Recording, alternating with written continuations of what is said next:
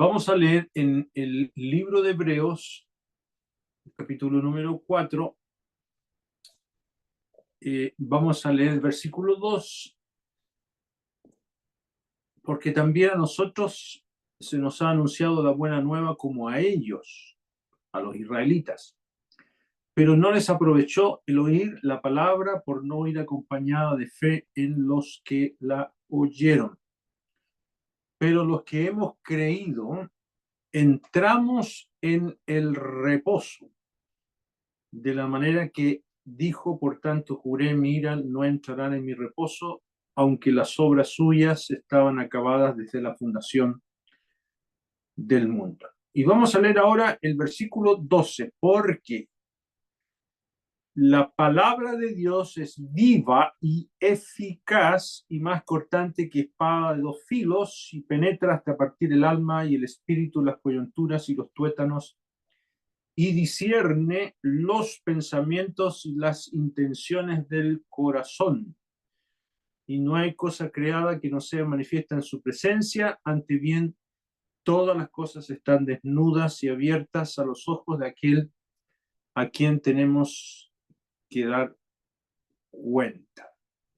Hasta ahí vamos a leer en la palabra del Señor. Seguimos viendo el tema del reposo, al cual el creyente es invitado desde el capítulo 3 y ahora en el capítulo número 4.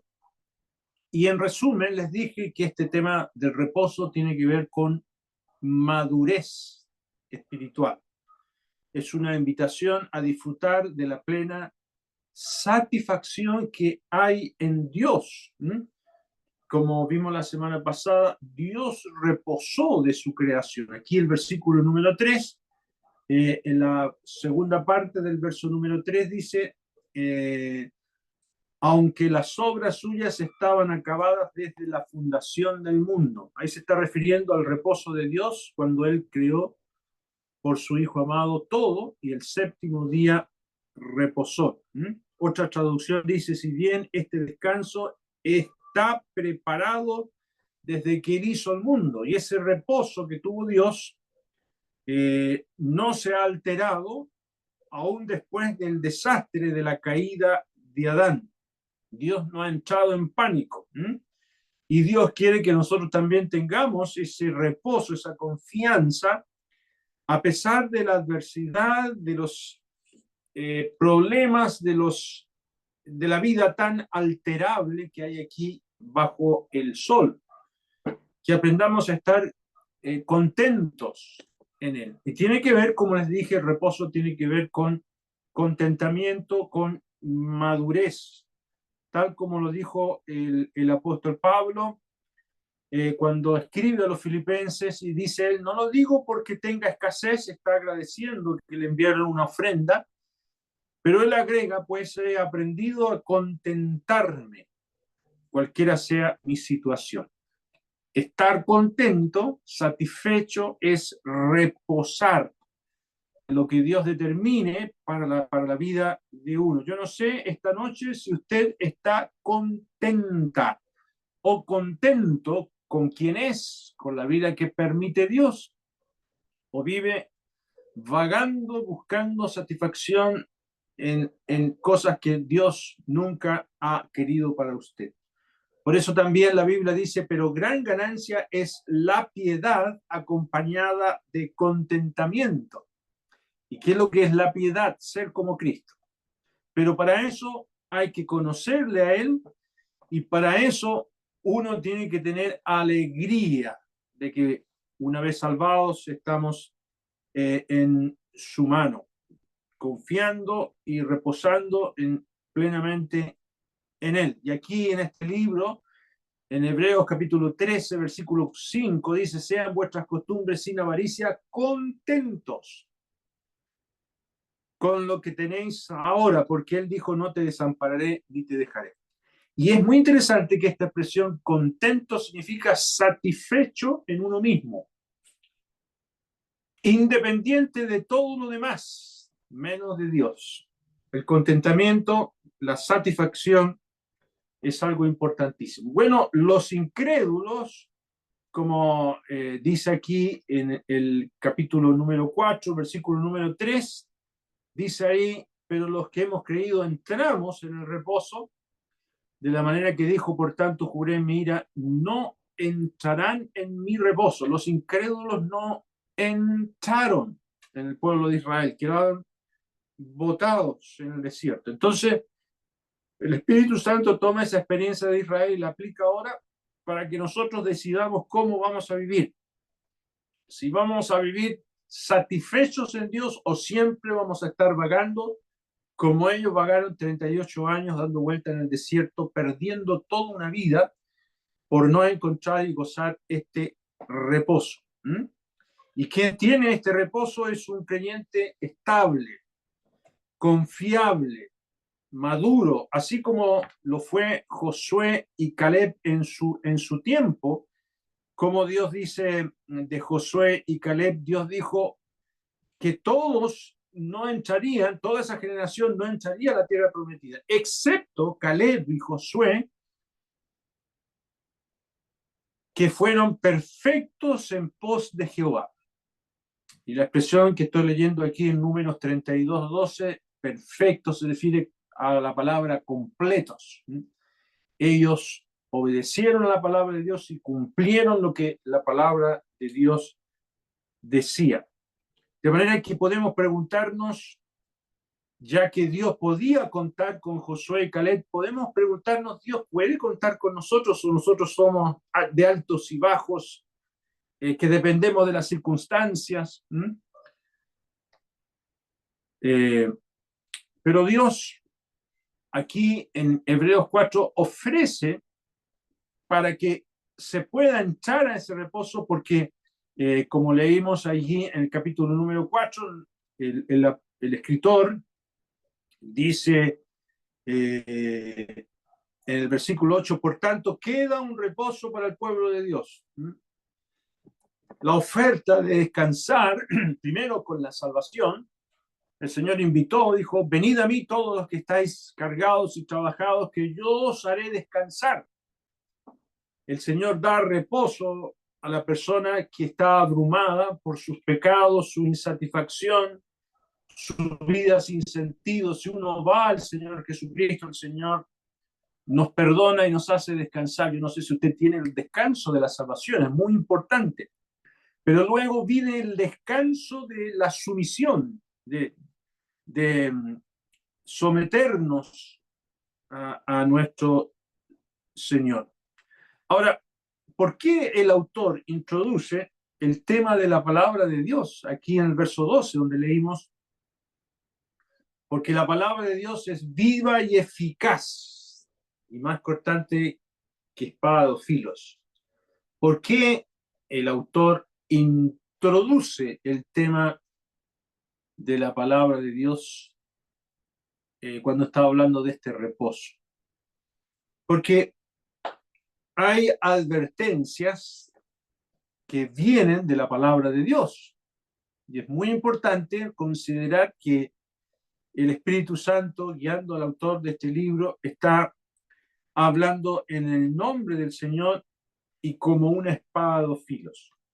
La advertencia en el versículo número 7 dice, otra vez determina un día hoy, diciendo, después de tanto tiempo por medio de David, como se dijo, si oyereis hoy su voz, no endurezcáis vuestros corazones. Es la voz de Dios, es la palabra de Dios que nos advierte, es ella que nos habla, ¿ya? Y ese es el sentir de todo este libro, que no desechemos la palabra de Dios, porque la palabra de Dios es como espada de dos filos, ¿ya? Por ejemplo, en el capítulo número 3, en el versículo número 7, por lo cual, como dice el Espíritu Santo, si oyereis hoy su voz, no endurezcáis vuestros corazones. Esta es una solemne advertencia. Dios nos está hablando, su palabra nos está hablando, es cortante como espada de dos filos. Y también en el capítulo 12 del libro de Hebreos, en el versículo número 25, el autor dice, mirad que no desechéis al que habla. La palabra de Dios está hablando. Uno desecha al predicador y puede decir, bueno, es exagerado este predicador. Pero ¿a quién estamos desechando? Es a Dios. Porque si no escaparon aquellos que desecharon al que los amonestaba en la tierra, mucho menos nosotros, si desecháremos al que nos amonesta desde los cielos. ¿Y quién nos está hablando como una espada o filos? Es Dios desde los cielos, ¿ya? Entonces, la palabra de Dios puede librarnos del fracaso en el cual podemos estar o que se avecina, como también destruirnos si desobedecemos. No me refiero a la pérdida de la salvación, porque la salvación no se pierde. El que tiene la salvación de su alma nunca se pierde la relación de padre e hijo que uno tiene con Dios. Lo que se pierde es la comunión con Dios cuando uno peca. Así que esta experiencia en la cual Israel está pasando por el desierto era para probar si ellos eran aptos para seguir adelante, ¿ya? Y entrar en ese reposo de la tierra prometida. Bueno, el paralelo es igual hoy día con nosotros. Nosotros, los creyentes, debemos entrar en la herencia que Dios tiene preparada y nos está probando mientras estamos aquí en esta vida para ver si somos aptos, si vamos a disfrutar de todo lo que Dios tiene. Pero si no nos sujetamos a la palabra de Dios, vamos a perder no la salvación, sino que hoy vamos a estar como creyentes de banca en el cielo, mirando cómo Dios usa a otros y nosotros no vamos a poder ser usados porque no entramos en el reposo que Dios quiere darnos. El capítulo 10, versículo 35, el autor dice, no perdáis pues vuestra confianza que tiene grande galardón. ¿Se fija? ¿Cuál es el peligro? No que la salvación se pierda, sino se pierde la confianza que nos ofrece grande galardón, y ese galardón puede estropearse. Por eso dice el versículo 36, porque os es necesaria la paciencia para que habiendo hecho la voluntad de Dios, obtengáis la promesa. Significa que es condicional el disfrute de la herencia. Uno puede ser heredero de algo, pero no disfrutarlo. Y lo mismo pasa en lo espiritual. Y podemos llegar al cielo y ser absolutamente inútiles porque no entramos en el reposo de Dios. El apóstol Juan dice, ahora, hijitos, permaneced en él para que cuando se manifieste tengamos confianza para que en su venida no nos alejemos de él avergonzados. Y esto no tiene que ver con saber doctrinas y saber mucho de la Biblia, estar compenetrado en toda la teología, sino en la obediencia y sumisión a la palabra de Dios. ¿Ya? Bueno, ahora es necesario que aprendamos para que disfrutemos como vencedores de todo lo que Dios tiene preparado para nosotros. Yo le invito a que usted lea el capítulo, perdón, le invito a que lea, por ejemplo, el libro de Apocalipsis, y usted se va a encontrar en el libro de Apocalipsis que repite el libro de Apocalipsis, al que venciere. El libro de Apocalipsis no es para que nos cause miedo. Hay gente que no le gusta leer Apocalipsis porque se encuentra con tanta juicios de parte de Dios, pero son juicios para los incrédulos que se van a quedar aquí porque la iglesia va a ser arrebatada, llevada al cielo. Y sin embargo, en medio de todo ese desastre, el autor Juan del libro de Apocalipsis dice, al que venciere heredará todas las cosas y yo seré su Dios y él será mi hijo. Pero los cobardes e incrédulos, los abominables, homicidas, los fornicarios, hechiceros, los idólatras y todos los mentirosos tendrán su parte en el lago que arde con fuego y azufre, que es la muerte segunda. El libro de Apocalipsis es tan tajante como una espada de filos. Ese es el tema que vamos a tratar hoy día, ¿ya? Y por eso la palabra de Dios es tan eficaz e importante, porque al conocer la Biblia uno se da cuenta de la realidad de su pecado, porque uno ve que siendo salvado, aún el pecado es un peligro. Pero eso significa, al darse cuenta que el pecado todavía está en uno se da cuenta que es un verdadero hijo de Dios. De manera que si no te ves más pecaminoso es porque no estás conociendo más la Biblia. El creyente, entre más conoce la Biblia, la palabra de Dios como espada o filo, se da cuenta más de de lo vulnerable que es. ¿Ya?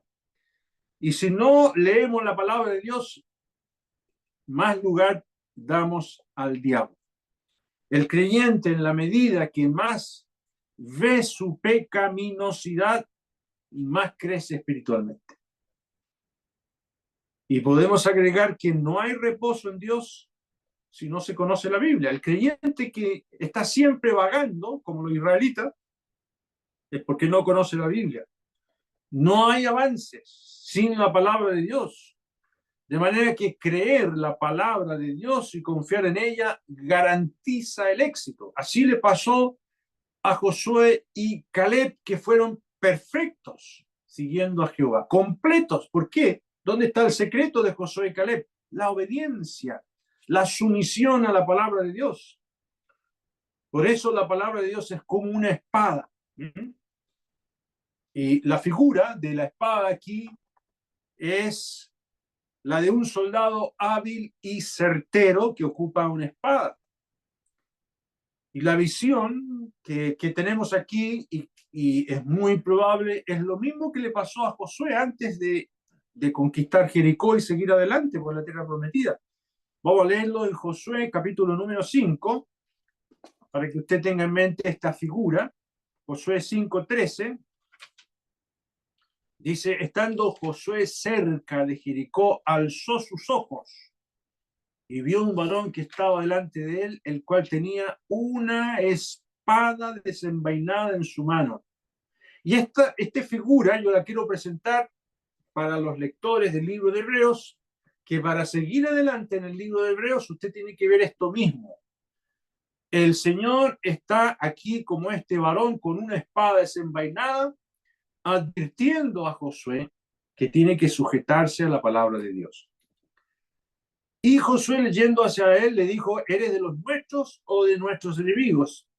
Él respondió: no, mas como príncipe del ejército de Jehová he venido ahora. Entonces Josué, postrándose sobre su rostro en tierra, le adoró y le dijo: ¿qué dice mi señor a su siervo?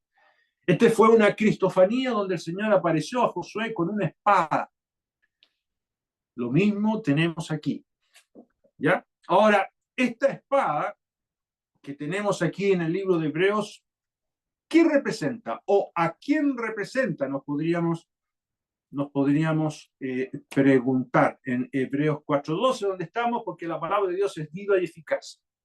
Los comentaristas antiguos, Orígenes y otros más modernos como Campbell Morgan, creían que la palabra aquí era el Señor Jesucristo. Ellos insisten en su interpretación de este pasaje que aquí tenemos como la palabra al Señor Jesucristo. Usted sabe que en el Evangelio de Juan se le llama al Señor el verbo. El verbo en griego es logos, palabra. Y ellos insisten que aquí entonces es el verbo. Además, porque en el versículo 13 dice: no hay cosa creada que no sea manifiesta en su presencia, antes bien todas las cosas están desnudas y abiertas a los ojos de aquel a quien tenemos que dar cuenta. Ahí se ve que es un personaje, es el Señor. Entonces es una persona con su presencia, sus ojos que están juzgando, y el argumento pareciera ser lógico de que la palabra aquí estaría representando a el Señor Jesús. Sin embargo, el argumento no es del todo válido, porque es verdad que el Señor se le llama Logos. Sin embargo, la palabra de Dios no es el Hijo. Voy a volver a repetirlo. La palabra de Dios no es el Hijo. Es la palabra que sale del Hijo. Son dos cosas distintas. Entonces, lo que podemos decir, la mejor conclusión, es que aquí tenemos al Señor y su palabra actuando siempre juntos. ¿Mm? Por ejemplo, en el capítulo 1 es el Señor que trae la voz del Padre. El capítulo 1, versículo número 2, dice ahí, en estos postreros días nos ha hablado por el Hijo. Dios habla por el Hijo. Además, en el verso 3 dice, el cual siendo el resplandor de su gloria y la imagen misma de su sustancia, y quien sustenta todas las cosas con la palabra de su poder. El Señor sustenta todo lo que existe, guía, coordina, lleva a un propósito todas las cosas de este mundo. Y Él sigue advirtiéndonos, como ya leímos en el capítulo número 4. Entonces siempre es el Hijo y la palabra que actúan juntos.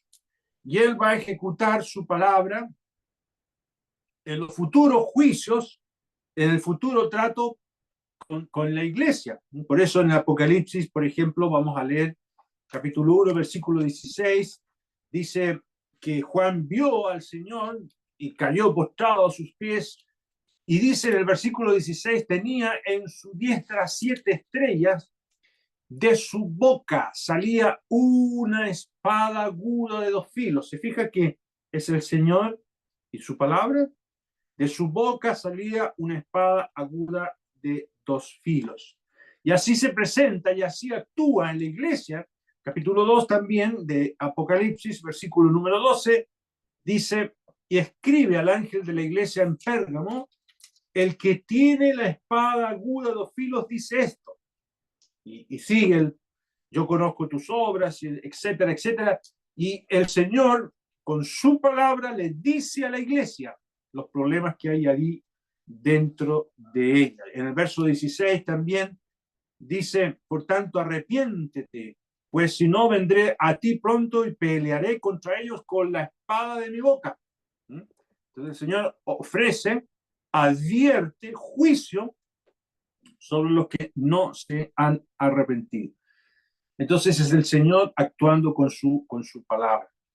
Y en el mundo venidero, cuando el Señor vuelva por segunda vez, igual va a ocupar la espada que sale de su boca, capítulo número 19, que se presenta así el verbo, y en el versículo número 15 dice, de su boca sale una espada aguda para herir con ella a las naciones, y él las regirá con vara de hierro, y él pisa el lagar del vino del furor de la ira del Dios Todopoderoso. Entonces, lo que tenemos aquí, amigos y hermanos, en el capítulo 4, versículo 12, es al Señor Jesús actuando con su palabra. Y vamos a ver las características de esta palabra suya.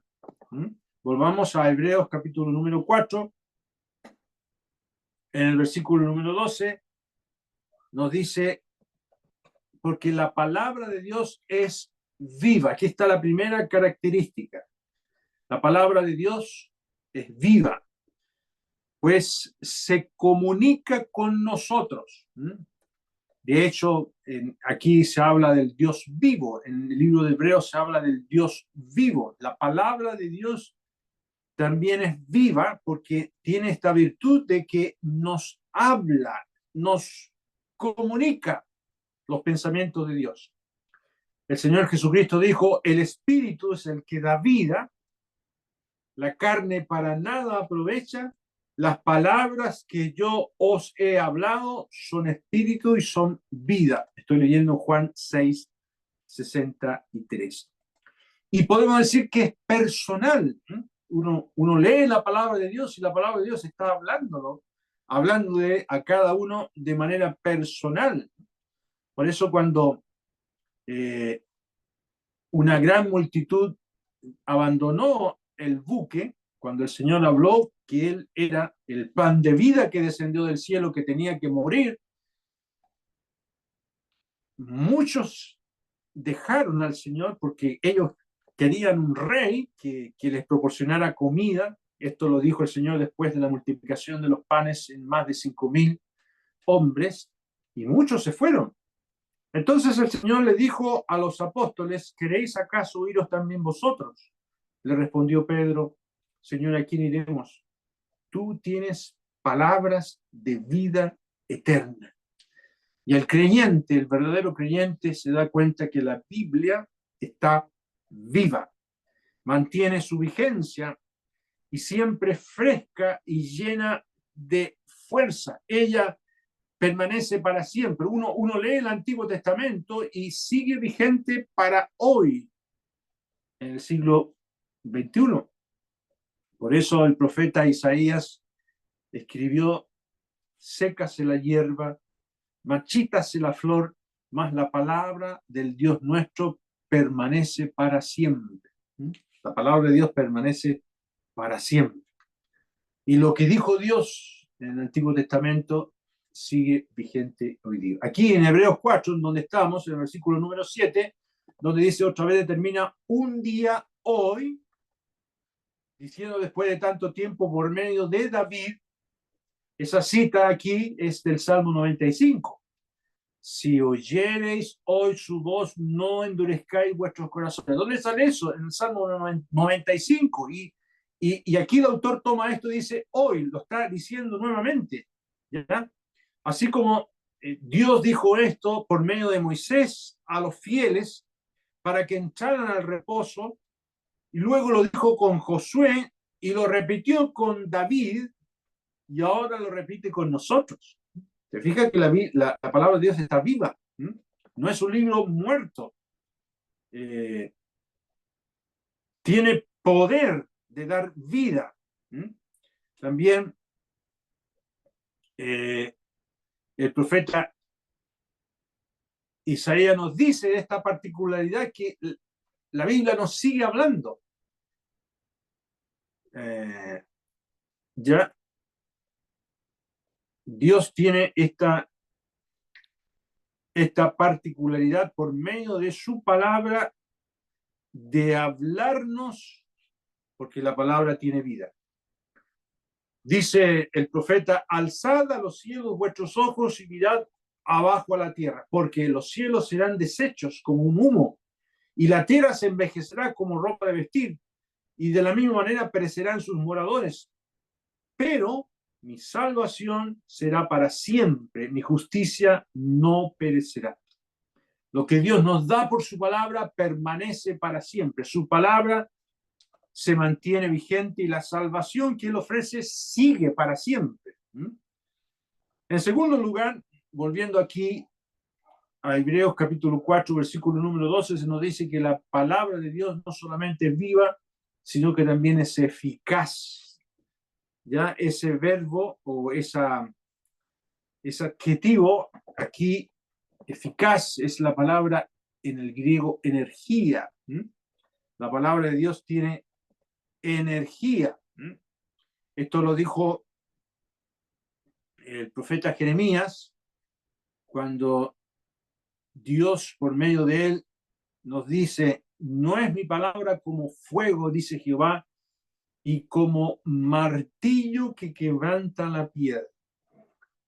La palabra de Dios tiene la fuerza de un martillo que quebranta la piedra, tiene energía.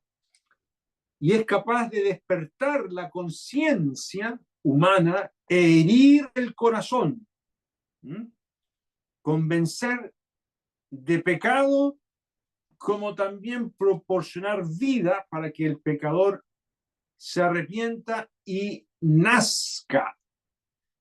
Dice el apóstol Pedro que el creyente es renacido no de simiente corruptible, sino de incorruptible por la palabra de Dios, que vive y permanece para siempre. Cuando escuchamos el Evangelio como una piedra nos mostró en nuestra conciencia cuán pecaminosos éramos y la necesidad que teníamos de un Salvador. Y nos hizo renacer, nos hizo nacer.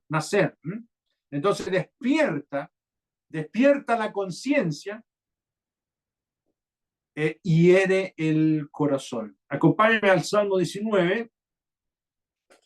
Dice el rey David en el Salmo 19, en el versículo número 11: tu siervo es además amonestado con ellos.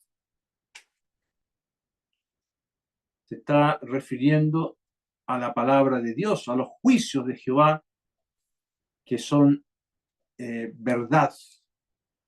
Dice el versículo 8, los mandamientos de Jehová son rectos, que alegran el corazón. El precepto de Jehová es puro, que alumbra los ojos.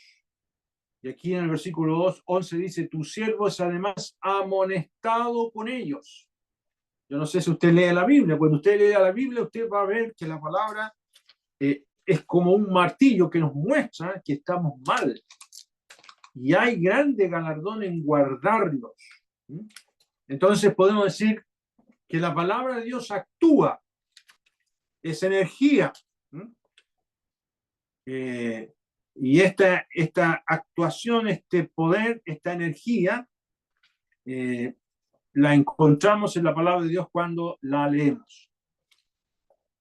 El apóstol le dijo a los tesalonicenses, por lo cual también nosotros sin cesar damos gracias a Dios de que cuando recibiste la palabra de Dios, que oíste de nosotros, la recibiste no como palabra de hombre, sino según es verdad la palabra de Dios, la cual actúa en vosotros los creyentes.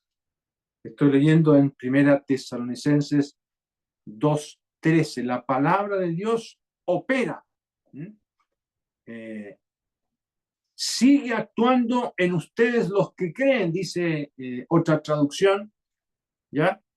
Así como actuó en el rey David, amonestándolo, así como actuó en los creyentes destinatarios de este libro de Hebreos, sigue actuando en nosotros y lo hace de manera enérgica y lo hace para cumplir los propósitos que Dios tiene. Por eso dice Isaías, así será mi palabra que sale de mi boca, no volverá a mí vacía, sino que hará lo que yo quiero y será prosperada en aquello para cual la envié. Dios envió su palabra y su palabra tiene energía y cumple los propósitos divinos de Dios. Ahora, en tercer lugar, aquí en Hebreos 4:12, se nos dice que corta, dice, más cortante que toda espada de dos filos. El vocablo aquí de cortar, el vocablo es filosamente cortante. Que como un hacha que por golpes certeros finalmente echa abajo un árbol o rompe algo, porque tiene filosos dientes y llega donde nadie más puede llegar. Esta es una facultad maravillosa que tiene la palabra de Dios, de llegar donde ningún psiquiatra ni psicólogo puede llegar, donde solo Dios nos dice qué está pasando dentro de nosotros. La Biblia dice, la exposición de tus palabras alumbra, hace entender a los simples. Uno escucha la palabra de Dios y la luz o el corte de la palabra de Dios llega a áreas de nuestro ser donde hay cosas que tenemos que cambiar. Y es interesante que el vocablo para espada que tenemos aquí en Hebreos 4:12 es el vocablo machaira, que era la espada no larga, porque hay un vocablo para una espada larga, sino el vocablo aquí es la espada corta, afilada por ambos lados, que fue la gran arma que hicieron los romanos para conquistar el mundo entero. Y el secreto de esta espada corta, la machaira, era que no solo tenía una punta muy afilada, sino que tenía por ambos bordes filos. Y era una característica en la que nadie había pensado antes. Fue uno de los inventos más revolucionarios del mundo antiguo. Y era una espada corta capaz de con un punzazo liquidar a alguien y cortar por atrás y por adelante. Entonces avanzaban las tropas romanas mientras todos los otros tenían tremendas espadas que no las podían ni mover. Esta espada corta por abajo ocupando el escudo y por abajo metiéndose, hiriendo al enemigo, lograron dominar y conquistar muchos reinos. Entonces la idea aquí de la machá era la espada corta que tiene dos filos o dos bocas. Así dice literalmente el interlineal, dos bocas. Con un borde corrige y convierte, y con el otro borde condena y destruye al adversario, al que se opone. Por eso el apóstol Pedro, cuando predicó en el día de Pentecostés a más de 3.000 judíos que estaban allí, hablando del Señor Jesucristo, que había muerto, que su alma no quedó en el Seol, pero que resucitó, y Dios lo levantó de los muertos porque no podía la muerte retenerlo, y que los acusó a estos judíos que ellos habían matado o dado muerte al autor de la vida, cumpliendo el propósito de Dios de que tenían que morir. Y dice en el libro de los Hechos 2:37, al oír esto, se compungieron de corazón y dijeron a Pedro y a los otros apóstoles, varones hermanos, ¿qué haremos? Fíjense lo que causa la exposición de la palabra de Dios. Tiene un filo que corrige y convierte, ¿ya? Y Pedro les dijo, arrepentíos y bautícese cada uno de vosotros en el nombre de Jesucristo para perdón de los pecados y recibiréis el don del Espíritu Santo, ¿ya? Pero tiene otro filo para los incrédulos que condena y destruye. Porque cuando los apóstoles predicaron en esa época, habían muchos que se opusieron. Y dice Pedro, a toda alma que no oiga aquel profeta que avisaba a Moisés y que vino en representación del Señor Jesús, será desarraigada del pueblo su alma. ¿Mm? Y había muchos que no querían escuchar la voz de Dios, resentidos de que se enseñase al pueblo y se anunciase en Jesús la resurrección de entre los muertos. Le echaron mano y los pusieron en la cárcel hasta el día siguiente porque era ya tarde. Había una tremenda oposición. Pero por otro lado, había muchos de los que habían oído la palabra, creyeron que el número de los varones era como 5.000. Ese fue otro episodio que sucedió en la puerta llamada Hermosa, cuando Pedro y Juan sanaron a un cojo, a un hombre que estaba pidiendo limosna allí en esa puerta. Entonces la palabra de Dios tiene dos filos. Por un lado corrige y convierte, pero con el otro borde condena y destruye al opositor y adversario. Y hermanos, esto es igual para nosotros. Si obedecemos la palabra de Dios, Dios nos va a usar. Dios nos va a bendecir. Si obedecemos a la palabra de Dios, Dios va a hacer algo con nosotros, nos va a preparar para que entremos en esa herencia futura. Pero si nosotros no obedecemos la palabra de Dios, ni siquiera la leemos, ¿cómo te va a usar Dios en el futuro? Y ahora, en el presente momento, ¿cómo te va a usar Dios si no te congregas, no lees la Biblia, no oras? Lo que va a pasar es que te vas a arruinar. Por eso también, en cuarto lugar, aquí en Hebreos, capítulo número 4, versículo número 12, se nos dice que la palabra de Dios no solamente es viva, eficaz, cortante, en cuarto lugar dice, penetra hasta partir el alma y el espíritu, las coyunturas y los tuétanos, ¿ya? Aquí se habla de alma y espíritu, que son entidades espirituales. ¿Cómo puede una espada penetrar, partir algo que es inmaterial como lo es el alma y el espíritu? Bueno, el vocablo que se ocupa aquí para penetrar es traspasar, no separar. Cuando dice aquí, penetra hasta partir el alma y el espíritu, no es que separe el alma del espíritu, no, esa no es la idea, sino que los traspasa para entrar y llegar hasta nuestro ser interior. Las coyunturas y los tuétanos son las articulaciones y la médula de los huesos. Ahí nosotros tenemos adentro de nosotros articulaciones, huesos, médulas que no las vemos, donde está todo el sistema nervioso y hay todo un asunto ahí que circula por nuestro cuerpo y nos da vida.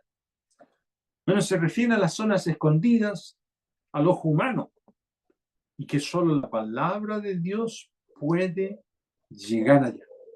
Vamos a aprenderlo en 2 de Corintios capítulo 10, cómo el apóstol Pablo enseña el efecto que tiene la palabra del Señor en el creyente. Dice aquí, 2 Corintios 10:4, porque las armas de nuestra milicia no son carnales, sino poderosas en Dios para la destrucción de fortalezas, derribando argumentos y toda altivez que se levanta contra el conocimiento de Dios y llevando cautivo todo pensamiento a la obediencia a Cristo. Este efecto, hermanos, de la palabra de Dios es muy importante. La palabra de Dios entra en nuestro ser, derribando todo argumento y toda altivez. Yo me he encontrado con muchos hermanos orgullosos y altivos que dicen, no, yo no voy a hacer caso a lo que me dicen, yo no. Yo también tengo mi manera de comunicarme con Dios y mi método. Pero cuando uno lee la Biblia y dice, parece que el hermano tenía razón, Dios me dice que no me deje de congregar. Dios me dice que tengo que dejar esa costumbre liviana de vivir sin comunicarme con el pueblo de Dios y sin servirle al Señor. Entonces la palabra de Dios es poderosa para destrucción de toda fortaleza.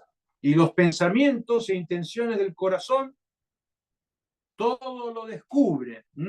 La palabra de Dios tiene ese poder, dice el Salmo 90, versículo número 8, dice, pusiste nuestras maldades delante de ti, nuestros hierros a la luz de tu rostro. Entonces cuando uno lee la Biblia dice, Señor, pero ¿por qué me recuerdas? Parece que el predicador, y parece que alguien le dijo al predicador lo que hay en mi alma. Dios hace esto, pone nuestras maldades delante suyo y nuestros hierros o equivocaciones a la luz de su rostro. Entonces, los destinatarios de este libro, del libro de Hebreos, estaban dominados por el alma. No vivían en el espíritu donde vive el Espíritu Santo. Eran creyentes anímicos, siempre inmaduros, que viven de emociones, que prenden la tele en la mañana porque si no, no se sienten tranquilos, la radio todo el día, y se enteran primero de las redes sociales para ver qué es lo que dicen las redes sociales, no leen la Biblia, no oran a Dios y se dejan dominar por lo que ven y escuchan. Siempre vagarán y vivirán con dudas. Fíjese que nuestra alma, porque aquí se habla de alma y espíritu, que la palabra de Dios entra más allá de nuestra alma y nuestro espíritu. En nuestra alma está el yo, muy propenso a caer y fracasar. Ese yo debe ser crucificado. Les vuelvo a repetir, en el alma está el yo. Esta expresión que usan mucho los psicólogos, y que la Biblia nos dice, con Cristo estoy juntamente crucificado y ya no vivo yo, más vive Cristo en mí. Ahí en el alma está el yo, que nos lleva al fracaso, y nuestro espíritu es la parte más profunda donde está el Espíritu Santo viviendo. El Espíritu Santo no vive en el alma. El creyente ha sido templo, es hecho templo del Espíritu Santo. ¿Dónde vive? ¿En qué parte de nuestro ser vive el Espíritu Santo? En todo nuestro ser, pero ahí en el Espíritu, en la parte interna.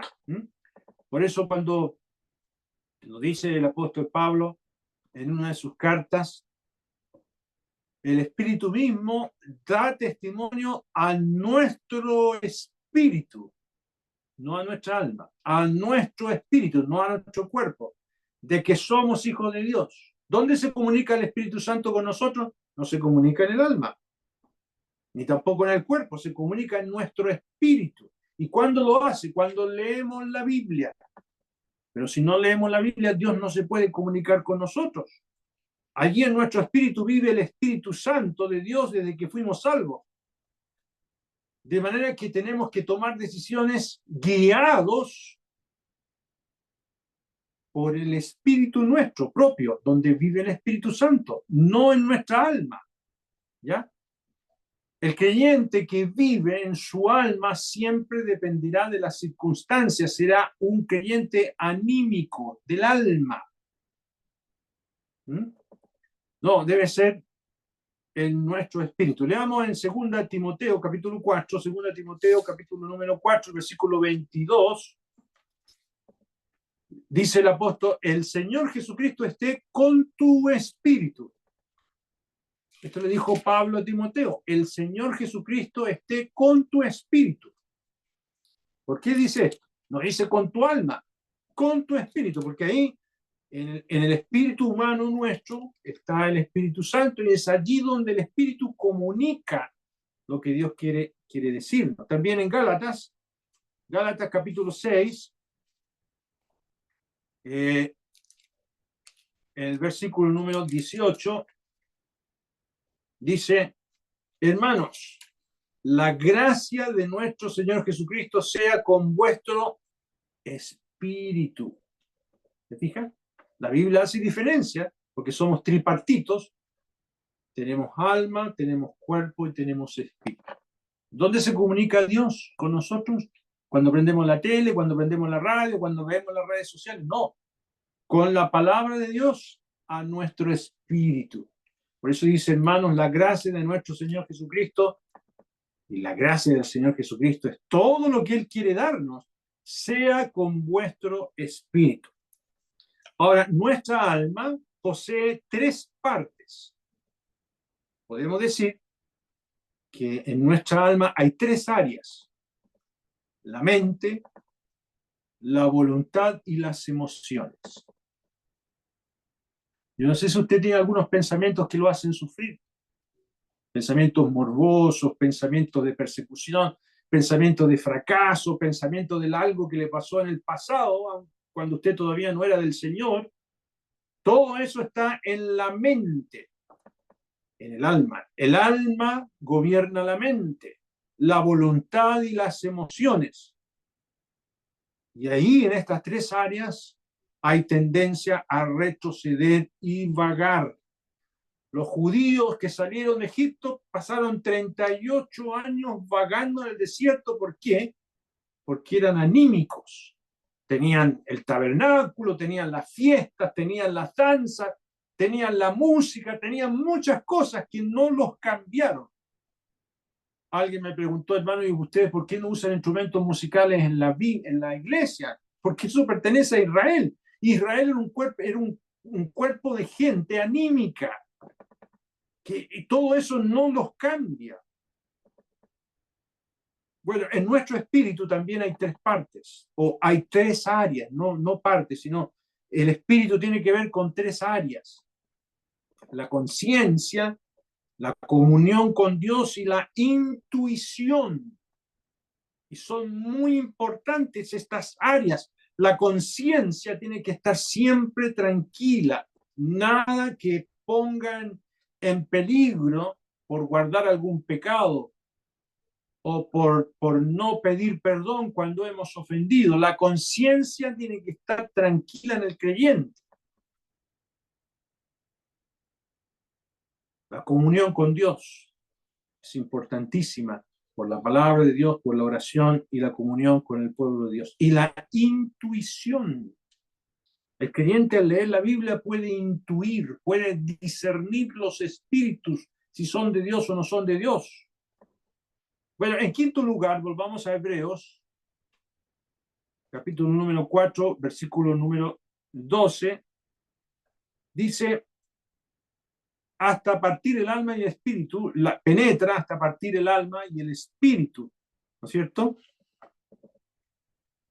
La palabra de Dios tiene esta facultad de penetrar, llegar donde nadie más puede llegar, y causa que el creyente puede cambiar de actitud. Si la Biblia no mueve a un creyente, ninguna grúa lo va a mover. Por eso es tan importante el tema aquí de la palabra de Dios. En sexto lugar, nos dice aquí en el versículo número 12 al final, y discierne los pensamientos y las intenciones del corazón. La palabra de Dios es discerniente. ¿Ah? Llega a las realidades de nuestras motivaciones internas. La Biblia aprueba o no aprueba nuestros pensamientos. Si usted tiene duda alguna vez, por ejemplo, si usted quiere saber si va a invertir bien un dinero que tiene, si se va a cambiar de ciudad, si va a buscar trabajo en otro lugar, dónde voy a llevar a mis hijos al colegio, muchas decisiones que tenemos que tomar en la vida. La palabra de Dios nos ayuda a discernir. Dice el libro de los Proverbios, capítulo número 15, el versículo 22, los pensamientos son frustrados donde no hay consejo, mas en la multitud de consejeros se afirma. Entonces, cuando uno tiene dudas, cuando uno quiere saber la voluntad de Dios, tiene que leer la Biblia, tiene que orar, tiene que congregarse, tiene que pedir consejos a alguien que sea espiritual y tiene que ver las circunstancias. Al último lugar está la circunstancia. Nunca invierta dinero cuando le propongan un buen negocio. Viene un amigo, un desconocido, y le dice, mira, préstame $1.000.000 y te voy a dar de intereses 2. Y dice, qué bueno esto. No tome decisiones así. Nunca sea aval de nadie tampoco. Lo primero que usted tiene que hacer, orar, leer la Biblia, escuchar la palabra de Dios en su iglesia, porque la exposición de la palabra de Dios alumbra. Pedir consejo a alguien espiritual y las circunstancias en quinto lugar. ¿Ya? Por eso el capítulo 16 también que sigue, de Proverbios, capítulo 16, versículo 3, dice, encomienda a Jehová tus obras y tus pensamientos serán afirmados. Usted encomiende todo en la mano del Señor, nunca tome decisiones por sí mismo. Ahora, fíjese que el vocablo discernir que tenemos aquí en Hebreos 4:12 es la palabra criticar. El vocablo griego es kritikos. La idea es de un juez, porque la palabra juez significa un crítico, eso significa literalmente. Entonces, la palabra de Dios tiene esta facultad de criticar para nuestro bien las decisiones que vamos a tomar. Por eso el rey David dijo, examíname, oh Dios, y conoce mi corazón, pruébame y conoce mis pensamientos. ¿Cómo puede hacer Dios eso? Cuando uno se expone a la palabra de Dios. ¿Ya? Entonces, ella juzga nuestra conciencia.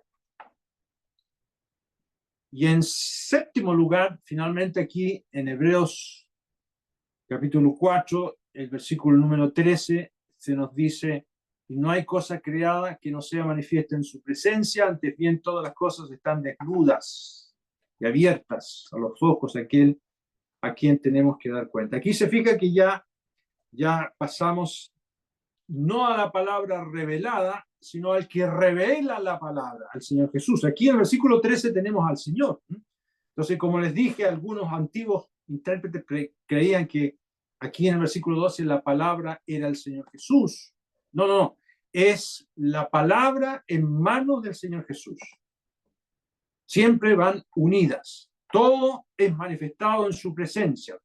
Y la metáfora aquí, en el versículo número 13, es la metáfora de alguien que disecciona y saca el corazón, el hígado, los pulmones, los intestinos, y todo aparece exactamente, los órganos internos están encima de una mesa. Esa es la metáfora aquí, donde se ve lo que está sano, lo que está débil, y posiblemente se está refiriendo a un sacerdote que ofrece sacrificios en el templo, porque este es un libro escrito para judíos, y la idea es de la anatomía, ¿no es cierto?, de alguien que ofrece a Dios algo que está en condiciones. Todas las cosas están desnudas y abiertas. La otra metáfora también, las palabras griegas que se ocupan aquí, es cuando alguien era reo de juicio, se le tomaba de la cabeza y se hacía que su rostro fuera visto por el juez para aplicarle una sentencia. Esa también es otra metáfora que se ocupa estas ideas de desnudas y abiertas. Las dos ideas están incluidas. Entonces, tal tipo de anatomía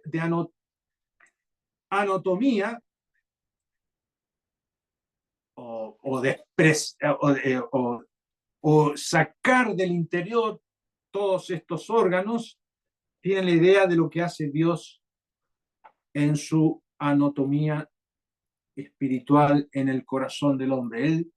El Señor ve todo, ve cómo somos. Entonces, por eso el creyente tiene que siempre exponerse a la palabra de Dios. Yo, hermanos, les invito que cada vez que vamos a la iglesia oremos. Digamos, Señor, yo quiero que tú me veas, me digas cómo estoy, me muestres qué necesito. Quien sea el que se levante adelante a predicar, que seas tú con tu Santo Espíritu, que me muestres, porque tu palabra es viva y eficaz. Entonces, por eso el autor de Hebreos, al igual que cuando Josué iba a entrar a la tierra prometida y llegar a Jericó, aparece el Señor como aquel príncipe del ejército con su espada desenvainada, y Josué le preguntó: ¿quién eres? ¿Eres uno de los nuestros o de nuestros enemigos? Y el Señor le dijo: como el príncipe de los ejércitos de Jehová he venido. Y Josué se postró y lo adoró, y le dijo: ¿qué dice mi Señor? Obediente se puso Josué a los pies del Señor. Esa es la figura por la cual se ocupa aquí en el versículo 12 la palabra, porque tenemos al Señor con su espada. Antes de seguir para los capítulos que vienen, antes de entrar más en el libro de Hebreos, es el Señor que nos advierte: tengamos cuidado. No podemos seguir viviendo como los hebreos que desecharon la palabra de Dios, sino que tenemos que obedecerla. Mirad, dice el capítulo 12, que no desechéis al que habla, porque si no escaparon aquellos que desecharon al que los amonestaba en la tierra, mucho menos nosotros si desechamos al que nos amonesta desde los cielos. Vamos ahora. Nuestro Padre amado, te damos gracias, nuestro Dios, por tu Hijo amado. Gracias, nuestro Dios, que este reposo al cual tú nos quieres invitar es el mismo reposo tuyo cuando descansaste de todo lo creado, como también cuando el Señor se sentó a tu diestra triunfante después de su obra de redención. Gracias porque este reposo es tuyo y tú quieres compartirlo con nosotros, pero para esto, nuestro Dios, es necesario atender a tu palabra, que es viva y eficaz y más cortante que espada de dos filos. Ayúdanos, nuestro Dios, por ella a ver en qué estamos fallando, por qué no hemos entrado en este reposo, por qué seguimos siendo desobedientes. Muchas veces ponemos cosas por delante para excusarnos de nuestra fidelidad a ti y le echamos la culpa a otras circunstancias y a otras personas, y nosotros no damos un paso de obediencia. Gracias que todavía queda un reposo para el pueblo de Dios. Te pedimos que bendigas tu palabra en el precioso nombre del Señor Jesús. Amén. Amén.